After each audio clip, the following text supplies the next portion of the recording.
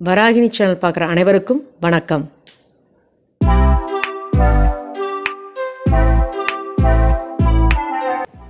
இன்றைக்கி நம்ம பார்க்க போகிற வீடியோ என்னென்னு பார்த்தீங்க அப்படின்னா பட்டாணி ஃப்ரைட் ரைஸ்.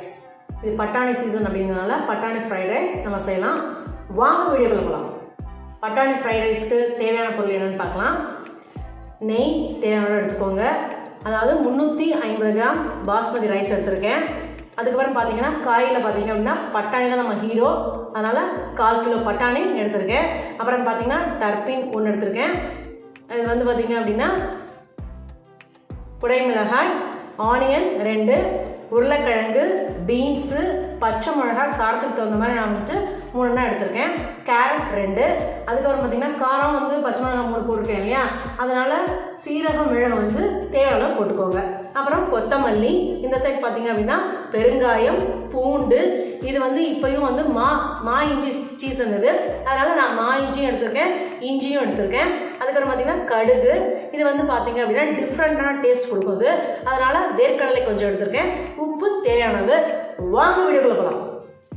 இது வந்து பாஸ்மதி ரைஸ், அதனால் 1 டம்ளர் ரைஸுக்கு 2 டம்ளர் தண்ணி.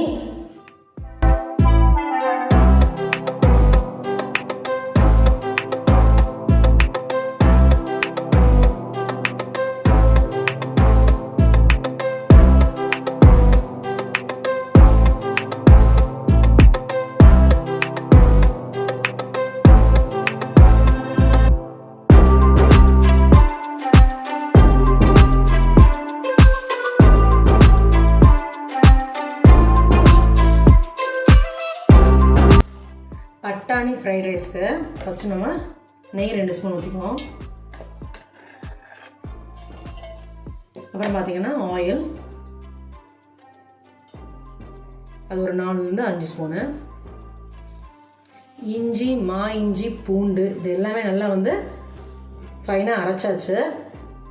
அதை ஆட் பண்ணிக்கிறேன். ஃபஸ்ட்டு நல்லா அது ஃப்ரை ஆகட்டும். அதுக்கப்புறமா பச்சை மிளகா,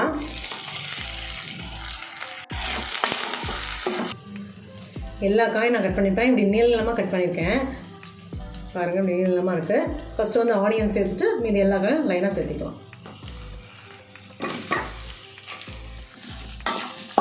வெங்காயம் நல்லா ஃப்ரை ஆகிடுச்சு. இப்போது குடமிளகா எல்லா காயுமே நம்ம ஆட் பண்ணிக்கலாம். எல்லாமே நான் நீளமாக தான் கட் பண்ணியிருக்கேன் பாருங்கள். நல்லா வந்து வதங்கட்டும். நம்ம ஹீரோ பட்டாணியை ஆட் பண்ண போகிறோம்.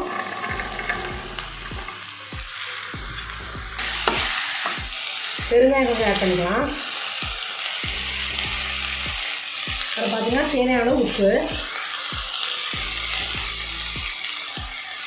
அப்புறம் வேர்க்கடலை நான் தோலோடு அப்படியே ஆட் பண்ணுறேன். ஃப்ரை பண்ணது, அதனால் தோலோடு அப்படியே ஆட் பண்ணுறேன். இதெல்லாம் வந்து ஆப்ஷன் தான், வேணுன்னா நீங்கள் ஃப்ரை பண்ணுங்கள். நல்லா காய் வந்து ஃப்ரை ஆகிடுச்சு. இப்போ வந்து மிளகு பொடி தேவையான போட்டுக்கலாம்.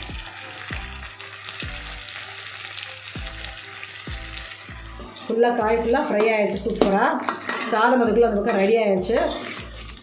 மிக்ஸ் பண்ணிவிட்டு உங்களுக்கு காமிக்கிறேன். இப்போ வந்து குக்கரில் வந்து ரைஸ் வச்சாச்சு. 1 டம்ளர் ரைஸுக்கு 2 டம்ளர் தண்ணி, 3 விசில் அவ்வளோதான் எடுத்தாச்சு.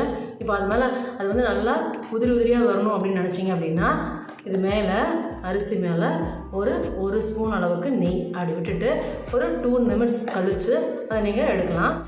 இப்போ பார்த்தீங்கன்னா உதிரியாக வந்துடும்.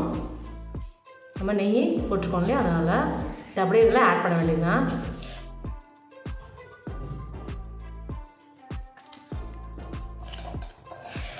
சூடு ஆறணுங்க. சூடு ஆறினா சூப்பராக இருக்கும்.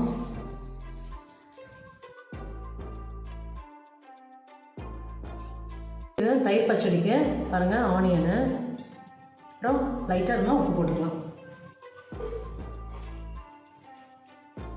கொஞ்சம் கொத்தமல்லி, நல்லா இது எல்லாத்தையும் மிக்ஸ் பண்ண வேண்டியதுதான்.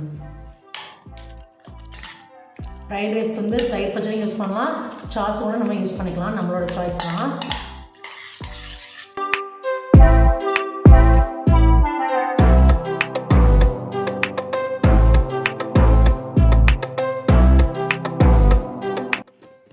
பட்டாணி ஃப்ரைட் ரைஸ் சூப்பர். சூப்பராக ஜம்முன்னு வந்திருக்கு. நீங்களும் இதை வீட்டில் ட்ரை பண்ணி பாருங்கள். சீசன் டைம்லாம் நமக்கு ஈஸியாக நமக்கு பட்டாணி கிடைக்கும். அதுக்கப்புறம் மற்ற டைம்லாம் கிடைக்காது. இது பச்சை பட்டாணினால் நமக்கு டேஸ்ட் வந்து சூப்பராக இருக்கும். என்னோடய வீடியோ டெய்லி 2 வரும். மறக்காமல் பாருங்கள். Good food good life. Thank you.